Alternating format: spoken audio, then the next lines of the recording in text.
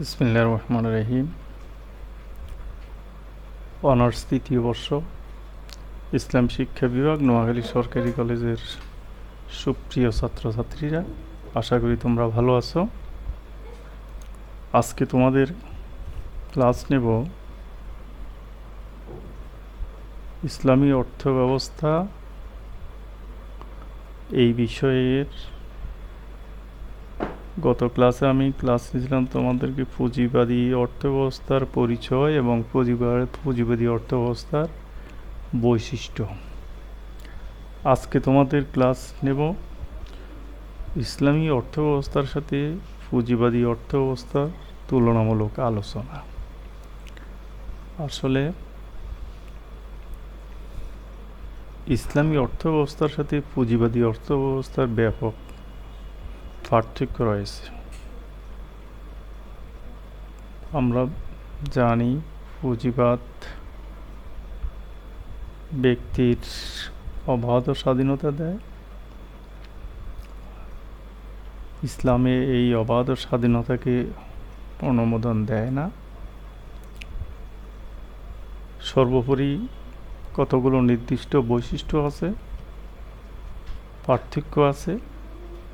এই পার্থক্যগুলোর মূল পার্থক্যটি মূল ইসলামী অর্থনীতির কনসেপ্ট এবং পুঁজিবাদী অর্থব্যবস্থার কনসেপ্ট, মূল কথাগুলো আমি তোমাদেরকে বলবো। প্রথমেই যে পার্থক্যটি হলো ব্যক্তি মালিকানার ক্ষেত্রে পুঁজিবাদী ধারণা আর ইসলামী ধারণা। পুঁজিবাদী অর্থব্যবস্থার মূল বুনিয়াদ হলো ব্যক্তি মালিকানা। The existence of right of private ownership of property is the hallmark of capitalism. অথচ ইসলাম বলে ব্যক্তি কেবল তার নিজ প্রয়োজন মেটানোর জন্যই সম্পদ অর্জন করতে পারবে। এই ক্ষেত্রে অবাধ স্বাধীনতার স্বীকৃতি নেই। পুঁজিবাদী অর্থব্যবস্থায় সম্পদের অবাধ মালিকানা ও ব্যক্তিস্বার্থ স্বীকৃত। ফলে মানুষ তার খেয়াল খুশি মতো তার সম্পদ আয় এবং ব্যয় করতে পারে। এখানে ব্যক্তি সম্পদের নিরঙ্কুশ মালিক বলে স্বীকৃত। পক্ষান্তরে ইসলামী অর্থব্যবস্থায় অবাধ ব্যক্তি মালিকানা ও ব্যক্তিস্বার্থ স্বীকৃত নয়, বরং সুবিচারপূর্ণ। ইসলামী অর্থব্যবস্থায় সম্পদের মূল মালিক মহান আল্লাহ। কোরআনে বলেন, লিল্লাহি মা ফিস সামাওয়াতি ওয়াল আরদ ওয়া মা ফিল আরদ। আসমান ও জমিনে যা কিছু আছে সবই মহান আল্লাহ তাআলার জন্যে। তাহলে ইসলামের দৃষ্টিকোণ থেকে ব্যক্তি মালিকানা আর পুঁজিবাদের দৃষ্টিকোণ থেকে ব্যক্তি মালিকানা আমরা পার্থক্যটি বুঝে নিলাম। উপার্জনের অধিকারের স্বাধীনতা।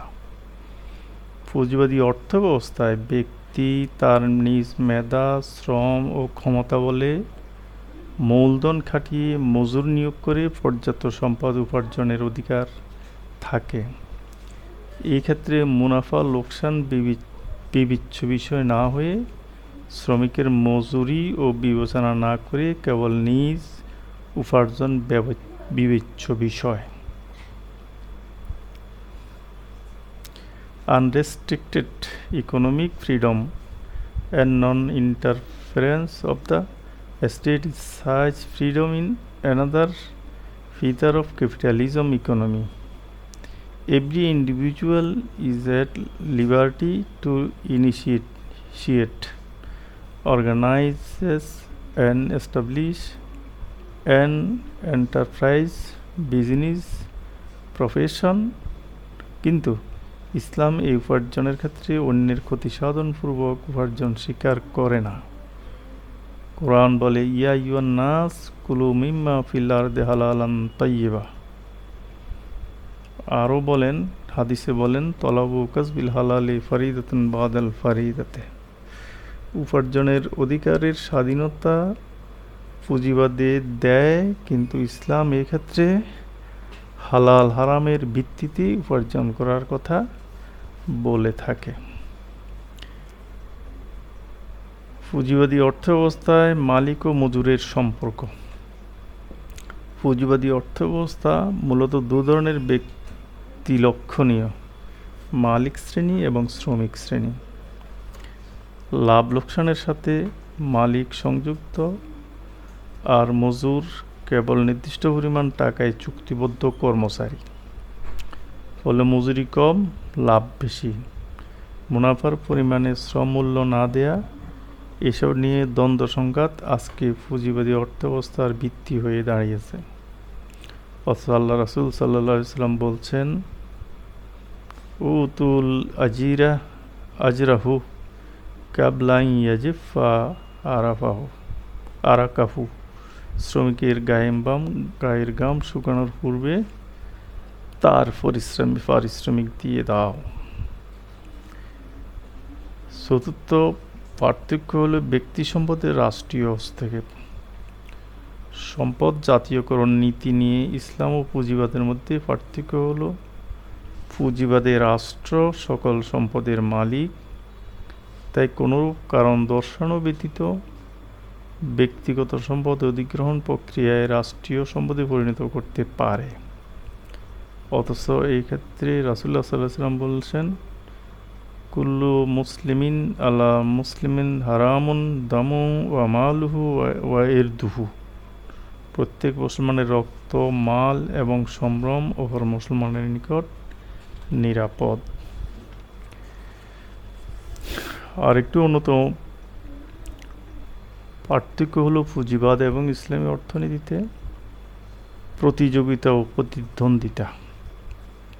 পুঁজিবাদী অর্থব্যবস্থার অনুসারীরা বলে থাকে, অর্থব্যবস্থার প্রতিযোগিতা ও প্রতিদ্বন্দ্বিতার মাধ্যমে পণ্যের সঠিক দাম নির্ধারিত হয়, ফলে ব্যক্তি অবৈধভাবে অধিক পণ্যের দাম নির্ধারণ করতে পারবে না।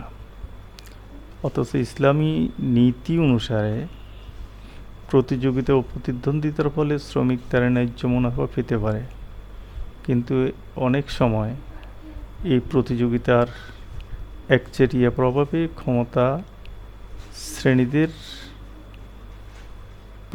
ক্ষমতাসীনদের প্রভাব লক্ষণীয় বা বিদ্যমান থাকে। আরেকটি বৈশিষ্ট্য হলো উপার্জনে বৈধ অবৈধের পার্থক্য। পুঁজিবাদী অর্থব্যবস্থায় উপার্জনে কোনো বৈধ অবৈধের বিচার বিবেচনা না করে সব ধরনের উপার্জনকে বা মূলধন হিসেবে বিবেচ্য। পক্ষান্তরে ইসলামী অর্থব্যবস্থায় বৈধ অবৈধ উপার্জনের মাধ্যম চিহ্নিত রয়েছে। বৈধ উপার্জনের মাধ্যমসমূহ হলো ব্যবসায়, চাকরি, কৃষি ইত্যাদি। Islam make a distinction between halal and haram in every economic activity.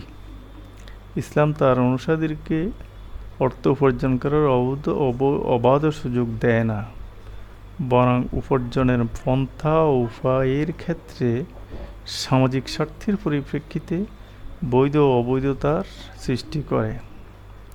এই পার্থক্যের একটা মূলনীতি রয়েছে, তা হচ্ছে ধন উপার্জনের যেসব পন্থা ও উপায় অবলম্বিত হলে এক ব্যক্তির লাভ ও অন্য ব্যক্তির বা ব্যক্তিবর্গের ক্ষতি হয়, তাই সবই অবৈধ।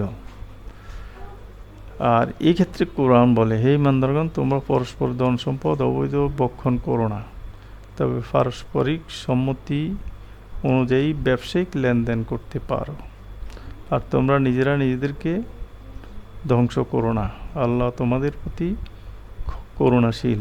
অর্থাৎ এক্ষেত্রে বলা হচ্ছে, ইসলাম বৈধ পথগুলোকে থেকে উপার্জনের মানদণ্ড নির্ধারণ করে দিয়েছে, আর পুঁজিবাদী অর্থব্যবস্থায় যে বৈধ অবৈধ এই উৎপাদনকৃত বস্তুটি সমাজের কল্যাণে আসবে কি আসবে না, সে বিবেচনায় পুঁজিবাদী অর্থব্যবস্থায় কোনো বিবেচ্য বিষয় হয়ে দাঁড়ায় না। অর্থব্যবস্থা, অর্থ ব্যয়ের নির্দেশনা। পুঁজিবাদী এবং ইসলামী অর্থনীতিতে অর্থ ব্যয়ের নির্দেশনা। সঞ্চয় করার পরিবর্তে ইসলাম অর্থ ব্যয় করার শিক্ষা দেয়। এক্ষেত্রে অপচয় না করে ইসলাম ব্যয়ের এক সুনির্দিষ্ট নীতিমালা নির্ধারণ করে দিয়েছে। সঞ্চয় করার পরিবর্তে ইসলাম অর্থ ব্যয় করার শিক্ষা দেয়, কিন্তু ব্যয় করার অর্থ বিলাসিতা ও আয়েশ আরাম ইত্যাদি নয়। আর পুঁজিবাদে যা ইচ্ছা, যেমন ইচ্ছা, যেভাবে ইচ্ছা সেভাবেই ব্যয় করার জন্য উদ্গ্রীব থাকে, তার ইচ্ছা অনুযায়ী, তার ইচ্ছার বহিঃপ্রকাশ ঘটিয়ে। কিন্তু এইভাবে করার ক্ষেত্রে কোরআন সতর্ক করে দিয়েছে যে শয়তান তোমাদেরকে দারিদ্রতার ভয় দেখায় এবং কার্পণ্যের ন্যায় লজ্জাকর কাজের হুকুম দেয়, কিন্তু আল্লাহ তোমাদের নিকট মাগফিরাত ও অতিরিক্ত দানের ওয়াদা করেন।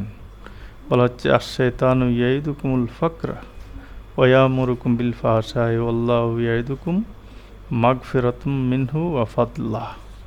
অর্থাৎ আয় ব্যয়ের নির্দেশনার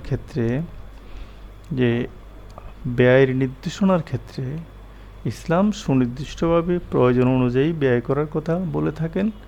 আর পুঁজিবাদে কেউ কেউ নিজের ইচ্ছা চরিতার্থ করার জন্য যে কোনোভাবে ব্যয় করতে পারেন, বা খাও দাও ফুর্তি করো ইত্যাদি জীবন বিধ্বংসী কার্যক্রমে জড়িত হতে পারেন। সেখানে কোনো সামাজিক কোনো বাধা তাদেরকে আটকিয়ে রাখতে পারে না। পুঁজিবাদী এবং ইসলামী অর্থনীতির আরেকটি বৈশিষ্ট্য হলো, পুঁজিবাদী অর্থব্যবস্থার দৃষ্টিভঙ্গি হলো সম্পদ আহরণ করে সুদী ব্যবসায় নিয়োগ করলে সম্পদ বেড়ে যাবে। কিন্তু ইসলাম বলে না, সুদের মাধ্যমে বরং সম্পদ কমে যায়। সৎ কাজে অর্থ বিনিয়োগ করলেই সম্পদ বেড়ে যায়। অর্থাৎ সুদী কার্যক্রমে ইসলামী অর্থব্যবস্থা বিনিয়োগের কোনো সুযোগ নেই। পক্ষান্তরে পুঁজিবাদী অর্থব্যবস্থায় সুদী কার্যক্রমের মাধ্যমে টাকা বিনিয়োগ করে অর্থ বাড়ানোর প্রক্রিয়ায় পুঁজিপতিরা সবসময় তাদের মেধার খরচ করে এই অবৈধ পথে উপার্জন করার ক্ষেত্রে। পুঁজিবাদী এবং সমাজ ইসলামী অর্থব্যবস্থার আরেকটি বৈশিষ্ট্য হলো, পুঁজিপতিরা কখনো কখনো সৎ পথে কোনো অর্থ ব্যয় করলে নেহাত লোক দেখানোর উদ্দেশ্যে করে থাকে, ঘটা করে জাকাত দিয়ে থাকে। পাপিষ্ঠ হয়ে কিছু মানুষ মারার একটা ফিকির, একটা ঘটনা সৃষ্টি করে থাকে। ইসলাম বলে এই সংকীর্ণতার ব্যক্তি মনে করে যে এই অর্থের ব্যয়ের বিনিময়ে কমপক্ষে সুনাম ও সুখ্যাতি তার অবশ্যই প্রাপ্য। কিন্তু ইসলাম বলে লোক দেখানোর উদ্দেশ্যে অর্থ ব্যয় করা উচিত নয়, বরং যদি তুমি জাকাত দিতে হয়, কেউ জানার আগে তুমি তোমার এই জাকাতের টাকাটা অগোচরে জনগণের মাঝে যারা প্রত্যাশী তাদের হাতে এই সম্পদটুকু পৌঁছিয়ে দাও। কিন্তু ঘটা করে দেওয়ার ক্ষেত্রে ইসলাম কঠোর নিষেধাজ্ঞা আরোপ করেছে। এক্ষেত্রে আল্লাহ বলছে ইন তুবদুস সাদাকাতি ফানিম্মা হিয়া ওয়া ইন তুখফুহা ওয়া তুতুহাল ফুকারা ফাহুয়া খায়রুল লাকুম। যদি প্রকাশ্যে সাদকা দাও তাও ভালো, কিন্তু যদি গোপনে দাও এবং দরিদ্রদের পৌঁছে দাও তাহলে এটিই হবে উত্তম। আর পুঁজিবাদে যেটা দেয়া হয় জনগণকে ঘটা করে, সেটার ব্যাপারে আল্লাহ রাসূলের পক্ষ থেকে নিন্দনীয় বিষয় হিসেবে সাব্যস্ত করা হয়েছে। জাকাত সম্পর্কিত নীতিমালার কথা বলা হয়েছে। পুঁজিবাদী অর্থব্যবস্থায় ধারণা হয় জাকাতের মাধ্যমে ব্যক্তি সম্পদের হ্রাস ঘটে, কিন্তু ইসলামী অর্থব্যবস্থা জাকাতের মাধ্যমে সম্পদ বৃদ্ধি ঘটে। এক্ষেত্রে কঠোর হুঁশিয়ারি উচ্চারণ করা হয়েছে, খুয মিন আমওয়ালিহিম সাদাকাতুন তুতাহহিরহুম ওয়া তাজকিহিম বিহা। তাদের ধন সম্পদ থেকে একটি সাদকা গ্রহণ করো, যা ওই ধন সম্পদকে পাক পবিত্র হালাল করে দেবে। অর্থাৎ যারা দেবে না তাদের থেকে তাদের সম্পদটুকু কেড়ে নেয়ার জন্য বলা হচ্ছে। একজন দার্শনিক বলছিলেন যে যে যারা সম্পদ বৃদ্ধি করার জন্য সম্পদকে পুঞ্জীভূত করে তাদের সেই গোডাউন থেকে তাদের সেই জমানো সম্পদকে পাকড়াও করো এবং দরিদ্রদের মাঝে বিলিয়ে দাও। যেমন আমরা আমাদের দেশে দেখতে পাই যে ইলিশ মাছ যে সময় ধরার নিষেধাজ্ঞা আছে, কিন্তু জেলেরা ইলিশ মাছ ধরে থাকে। কিন্তু আমাদের কোস্টগার্ড বা আমাদের আইনশৃঙ্খলা রক্ষাকারী বাহিনীরা যখন হানা দিয়ে এই নিষিদ্ধ সময়ে ইলিশ বা জাটকা তাদের কাছ থেকে পাকড়াও করে, তখন এগুলা এতিমখানায় এতিমদের জন্য বিলিয়ে দেয়া হয়। তাহলে বলা হচ্ছে জাকাত সম্পর্কিত ধারণা, যারা জাকাত দিবে না তাদের কাছ থেকে জাকাতের টাকাটা নিয়ে নিতে হবে। এ নিয়ে নেওয়ার বিনিময়ে তাদের সম্পদকে পবিত্র করবে। আর ইসলামী অর্থনীতি হলো এখানে যে অংশ নির্ধারণই করে দেওয়া হয়েছে যে কত টাকার মধ্যে কত টাকা জাকাত দিতে হবে, কী সম্পদের মধ্যে কী সম্পদ কীভাবে কত হারে দিতে হবে সেটাকে সুনির্দিষ্ট করে দেওয়া হয়েছে। ইসলামী অর্থনীতি এবং পুঁজিবাদের মধ্যে আরেকটি পার্থক্য হলো মিরাসি আইন। মিরাসি আইন হলো উত্তরাধিকারী আইন। এটা আমাদের কোর্ট কাছারি অফিস আদালতে কোর্ট কাছারিতে উল্লেখযোগ্য আইন। পুঁজিবাদ অর্থনীতির কোনো বৃদ্ধি বা মূল্য নেই, কিন্তু এটি ইসলামী অর্থনীতিতে ও অনন্য ভূমিকা রয়েছে। নিজের ব্যক্তিগত ও সামাজিক প্রয়োজন অর্থ ব্যয় আল্লাহর পথে ও জাকাত আদায় করার পরও যে অর্থ সম্পদ কোনো এক স্থানে কেন্দ্রীভূত হয়ে যাবে তাকে বিকেন্দ্রীভূত করার জন্য ইসলাম আরেকটি প্রথা অবলম্বন করেছে। একে বলা হয় মিরাসি আইন। অর্থাৎ যে ব্যক্তি তার নির্ধারিত নিয়ম কানুন মোতাবেক সম্পদ ব্যয় করার পরে যেই সম্পদ থেকে যাবে ফারাইজ শাস্ত্র অনুযায়ী সেই সম্পদ তার উত্তরাধিকারী, তার ছেলে মেয়ে, সন্তান, স্ত্রী অর্থাৎ পোষ্যরা, এগুলা মিরাসি আইন অনুযায়ী তাদের মধ্যে বণ্টিত হবে। কিন্তু ইসলাম পুঁজিবাদী অর্থ ব্যবস্থায় এর কোনো ভিত্তি আছে বলে মনে করা হয় না। গনিমত বা যুদ্ধলব্ধ সম্পদ।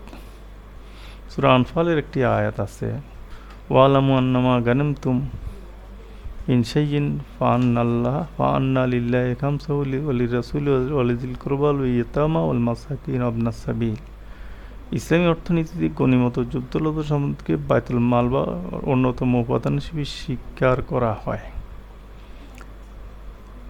আর পুঁজিবাদী অর্থ ব্যবস্থায় গনিমত ও যুদ্ধলব্ধ সম্পদকে মূলত কোনো অর্থনৈতিক কর্মকাণ্ড বলে স্বীকার করা হয় না।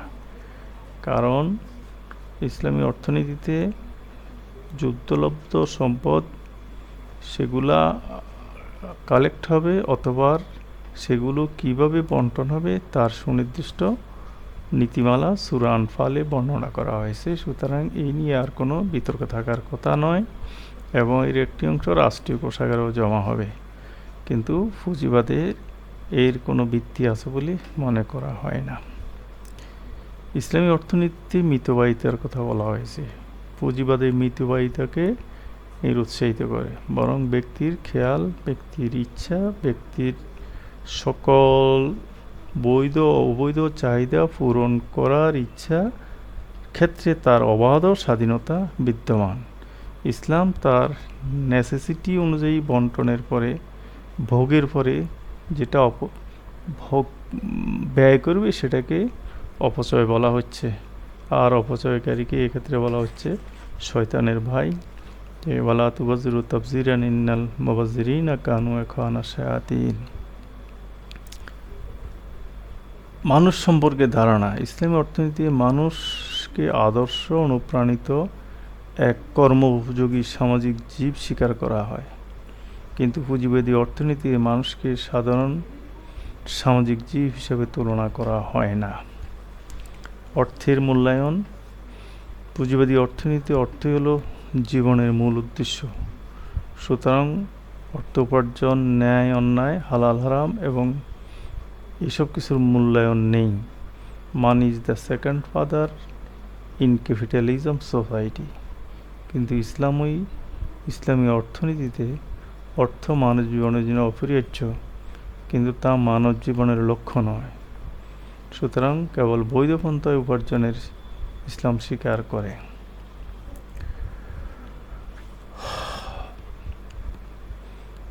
বিনিময় এবং হস্তান্তর। ইসলামী অর্থনীতিতে সমন্বিত বিনিময় নীতি অনুসৃত হয়। এর মাধ্যমে দুর্লভ সম্পদের বণ্টন ও বিনিময় পদ্ধতিকে সরাসরি মানুষের সামগ্রিক কল্যাণমুখী করে গড়ে তোলা সম্ভব হয়। পুঁজিবাদী অর্থনীতিতে বিনিময় হস্তান্তর শুধু বাজারজাত উপাদান দ্বারা নিয়ন্ত্রিত, ফলে কতিপয় ব্যক্তি সমাজের সম্পদের অধিকাংশ মালিকানা ভোগ করে থাকে। আধ্যাত্মিকতা। পুঁজিবাদী অর্থব্যবস্থায় আধ্যাত্মিকতার কোনো লেশ মাত্র নেই। যেহেতু আধ্যাত্মিকতা একটি ব্যক্তিগত বিষয়, একটা মোরাল কনসেপ্ট, তাই এখানে অর্থ উপার্জনের সাথে এর কোনো সম্পর্ক নেই। এখানে বস্তুগত উন্নতিই একমাত্র বিবেচ্য বিষয়। কিন্তু ইসলামী অর্থনীতিতে মানুষের আর্থিক উন্নতি ও শান্তি লাভের আশায় আধ্যাত্মিকতার চর্চা করা হয়, এবং সে স্টেপ বাই স্টেপ যে তার মোরাল কনসেপ্টটাকে ডেভেলপ করার জন্য সে উপার্জনের ক্ষেত্রেও এই বিষয়টি বিবেচনায় নিয়ে থাকে। সম্পদ সঞ্চয়ের বিধান। পুঁজিবাদী অর্থব্যবস্থায় সম্পদ সঞ্চয়ের নির্দিষ্ট কোনো মাপকাঠি বা নিয়ম নীতি নেই। যার যত খুশি তত সঞ্চয় বা গচ্ছিত করে রাখতে পারবে। এখানে সঞ্চয়ের ধারণাটা মালিকানার ন্যায় লাগামহীন। ইসলামী অর্থনীতিতে সর্বক্ষেত্রে একটি সুনির্দিষ্ট নিয়ম নীতির আলোকে পরিচালিত। এখানে স্বেচ্ছাচারিতার নামে যার যা খুশি তা সঞ্চয় বা গচ্ছিত করে রাখার কোনো সুযোগ নেই, বরং নির্দিষ্ট পরিমাণ সম্পদ নির্দিষ্ট পরিমাণ সময়ে গচ্ছিত রাখলে তার জন্য বাধ্যতামূলকভাবে যাকাত প্রদান করতে হয়। ভোগ এবং ব্যবহার নীতি। পুঁজিবাদী অর্থব্যবস্থায় নিজের সম্পদকে যেভাবে ইচ্ছা ভোগ ব্যবহার করতে পারে। এখানে ব্যক্তির সম্পদে কারও কোনো অধিকার চিহ্নিত হয় না। অন্যদিকে ইসলামী অর্থব্যবস্থার সম্পদ ভোগের চেয়ে ত্যাগের শিক্ষাই বেশি দেয়া হয়। এখানে একের সম্পদ দিয়ে অন্যের অধিকার প্রতিষ্ঠিত হয়। যেমন ইসলাম বলে, তুমি পেট ভরে খেলে তোমার প্রতিবেশী অপুষ, তাহলে তুমি পরিপূর্ণ মুসলমান নও। তাহলে ভোগ এবং ব্যবহারের ক্ষেত্রে ইসলাম ভোগের ক্ষেত্রে সামাজিক সাম্যতা বজায় রাখার কথা বলে থাকে, আর পুঁজিবাদে শুধু নিজের পেট ভরে খাওয়ার কথাই চিন্তা করে থাকে। ইসলামী অর্থনীতি এবং পুঁজিবাদী অর্থনীতির আরেকটি বৈশিষ্ট্য হলো ইহকালীন এবং পরকালীন। ধনতান্ত্রিক অর্থব্যবস্থায় কেবলমাত্র ইহকাল বা ইহলৌকিক কল্যাণের কথা বলা হয়েছে। ইসলামী অর্থনীতিতে জাগতিক এবং পারলৌকিক উভয় জাহানের কথা বলা হয়েছে, অর্থাৎ যে পারলৌকিক জীবনটাকে শান্তিময় করার জন্য জাগতিক দুনিয়ায় আল্লাহ রাসূলের বিধান অনুযায়ী অর্থকে যে পরিচালনা করার বিধান কোরআন এবং হাদিসে সুনির্দিষ্টভাবে বর্ণিত হয়েছে। এতিমদের সম্পদ রক্ষা করার কথা ইসলামী অর্থনীতিতে বলা হয়েছে। পক্ষান্তরে পুঁজিবাদী অর্থব্যবস্থায় এতিমের সম্পদ রক্ষার কোনো ধরনের ব্যবস্থা নেই। উপরন্তু এতিমের সম্পদ আত্মসাতের হাজারো মুক্ত নজির সমাজে বিদ্যমান। তাহলে ইসলামী অর্থনীতির আরেকটি উল্লেখযোগ্য বিষয় হলো যে দারিদ্র্য বিমোচন। পুঁজিবাদী অর্থব্যবস্থা হলো ধনী আরও ধনী, গরিবদের নিঃস্ব করার এক মারাত্মক অর্থ ব্যবস্থা, অথবা ইসলামী অর্থের মূল হলো দারিদ্র্য বিমোচন। ওয়াফি আমওয়ালিহিম হাক্কুন লিস-সাইল ওয়াল মাহরুম। আমরা আরও একটি রেফারেন্স এখানে দিতে পারি। আরব সমাজের যাযাবর শ্রেণীর সৃষ্টি হয়েছে। একসময় গোত্রপ্রথা ছিল। সেই গোত্রপ্রথার গোত্রপতিরা যারা সাধারণ মানুষ ছিল তাদেরকে ধার কর্জ ইত্যাদি দিত। এটা এক সময় অনেক বেশি অঙ্কে দাঁড়িয়ে গেলে তখন তারা আর দিতে পারত না। তখন তার বাস্তবিটা সেই গোত্রপতিদেরকে দিয়ে তারা যাযাবর জীবনের দিকে ধাবিত হতো। তাহলে ইসলাম এটাকে নিরুৎসাহিত করে। দারিদ্র্য বিমোচনের জন্য ইসলামী অর্থব্যবস্থায় সুনির্দিষ্ট পলিসি নির্ণয় করে রেখেছে, যাতে আমাদের দেশের একজন বিশিষ্ট অর্থনীতিবিদ আব্দুল হামিদ সাহেব বলছিলেন যে আমাদের আজকের সমাজে অর্থনীতি এবং দারিদ্রতা দূরীকরণ যদি পাশাপাশি এটাকে পরিকল্পনা করা হয়, তাহলে বাংলাদেশে 5 বছরের মধ্যে দারিদ্র দূর হবে এবং বাংলাদেশ থেকে 5 বছর পরে জাকাতের টাকা বাইরে রপ্তানি করতে হবে। তিনি একটি চক অঙ্কন করে দেখিয়েছেন যে এক গ্রামের জাকাত উঠবে, গ্রামের 5 জনকে এবছর দিব, স্বাবলম্বী করব, আগামী বছর আর 5 জনকে, তারপর বছর আর 5 জনকে। অর্থাৎ একটা বাস্তব চিত্র তিনি দেখিয়ে দিয়েছেন, যাতে করে দারিদ্র নামক দুষ্ট চক্র সমাজ থেকে বিলুপ্তি ঘটে। সর্বোপরি এই আলোচনায় বোঝায় পুঁজিবাদী অর্থ ও ইসলাম অর্থের মাঝে ব্যাপক পার্থক্য রয়েছে, আর এই সকল পার্থক্যের কারণে মানুষ পুঁজিবাদী অর্থ ব্যবস্থা ছেড়ে ইসলামী অবস্থার দিকে ধাবিত হচ্ছে।